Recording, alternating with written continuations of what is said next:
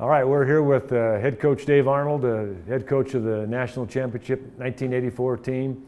Great to have you back in town, Coach. Talk to us about what are some of the special players that you got to coach. Well, they were all special, even the young freshmen, but we were lucky, and I've often said good players make good coaches. We had Joe Bignell, who's a great tight end, Mark Fellows, a great linebacker, Dougie Kimball, a great safety, Kelly Bradley had a fantastic year as our quarterback. One of my favorites is Jesse Jones, because he could talk a mile a minute, and he's a great fullback.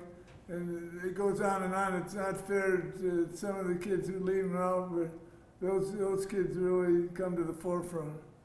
So in 1983, we beat the Grizzlies. We were 1-10. And what was the biggest turnaround? Or people always ask that question. How did we go from 1-10 to national champions? Well, part of it undoubtedly was the coaching staff. You were on my coaching staff already, but we were able to hire Bill Dietrich, Gary Crum, Joe Yanowski, and Steve Carson, and they made a great deal of difference. They were the glue that fit the puzzle together. And those guys, all the credit goes to you guys as assistants. I was the ringmaster of the circus, and then I was the one that would get upset more than not, and you guys would calm the players down and say, I don't listen to Arnie, he doesn't know what he's talking about anyway. So we had a couple bad games there for sure. The Idaho State game comes to mind. In Eastern Washington, we went up and down the field, but we came up short. But that next week at Weber State, the special teams led us in that game there. Well, my hat's off to Mike Kramer, who obviously everybody remembers Mike from the years he coached here in the Eastern Washington, other places, but he put together a game plan.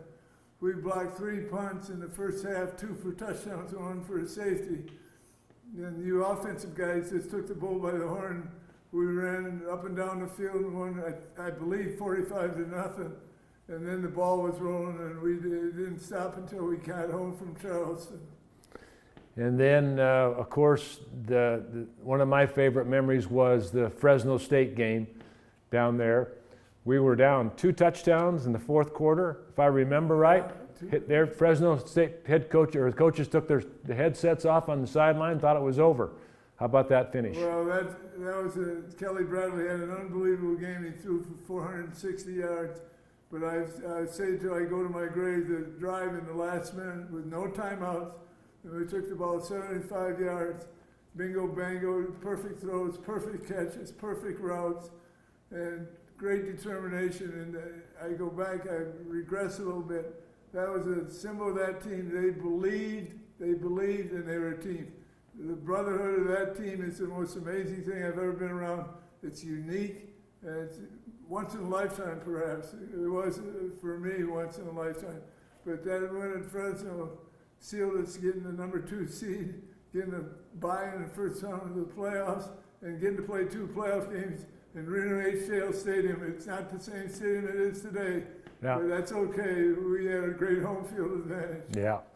And then we had Arkansas State in here, and we ended up throwing 2 touchdowns, pick sixes the wrong way. Well, we got off to a bad start. We spotted him 14. I tell Kelly it's one of his great games.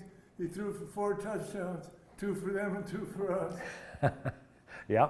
And then we hosted Rhode Island the next week here, and things were looking glim. They were driving to take a 2-score lead, and then the miracle play happened. Well, before the miracle play, the thing I remember most in the preparation for Rhode Island, they didn't have enough room in their planes for shoes. And the doggone Grizz gave them shoes to wear, and they were playing in Grizz shoes, so that fired me up more than anything. But the miracle play, it was an interesting deal because the defensive coaches showed blitz. Rhode Island called a timeout, and we dropped back into zone coverage. And Joe was in the right place at the right time, and we had a good enough athlete. He didn't let Tex knock him over on his run to the end zone. And then it snowballed, so to speak, because there was snow all over the place.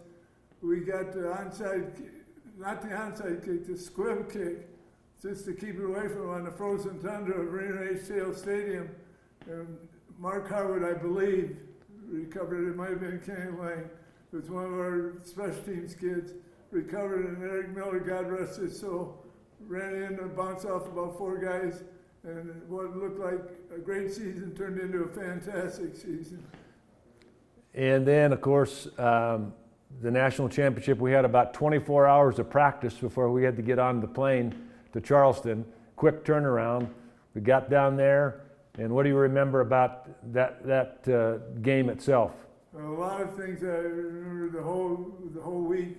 We practiced on a morning practice on our practice fields with 3 feet of snow on the sideline. Gary Crum, our offensive line coach, is out in shorts, but he always wears shorts. We go down to Charleston, it's 80 degrees, and we'd come from minus 15. And our defense just played fantastic. We blocked 3 or 4 punts, had 3 or 4 interceptions, fumble recoveries. You guys in offense didn't get enough breathing time on the side, and you guys did a great job too, but the dream came true. And I remember turning to Joe Roberts as the clock ran down. I said, pinch me, I think I'm dreaming. Yeah, it was an amazing, and along the run too, not to regress to that season, but that Boise State game, that screen pass that Jesse Jones caught for 80 yards. Well, that's because he had a good recruiting coach. Well, that was me. The 4 overtime game against Reno, Mark Fellow's unbelievable display in about 4 games of sack, being the sack master. The Grizzly game, you never forget the Grizzly game. We're down by 2 touchdowns going into halftime. And I must have had a reputation for yelling at halftime because Mark and Joe came up and said, Coach, we got this. Just be calm at halftime. And God bless them, they were right. I was calm. Number 1, I was calm at halftime. And number 2, we outscored them 24-0 with Tom Malum, a Missoula kid, scoring the last touchdown on a great call by Billy. Yeah, that was a memorable thing.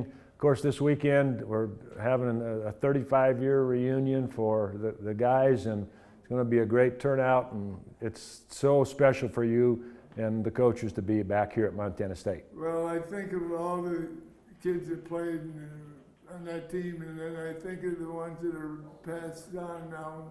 Eric Miller, Dave Kuchar, a couple others, Joe Janowski, one of the coaches. Shane Quilling.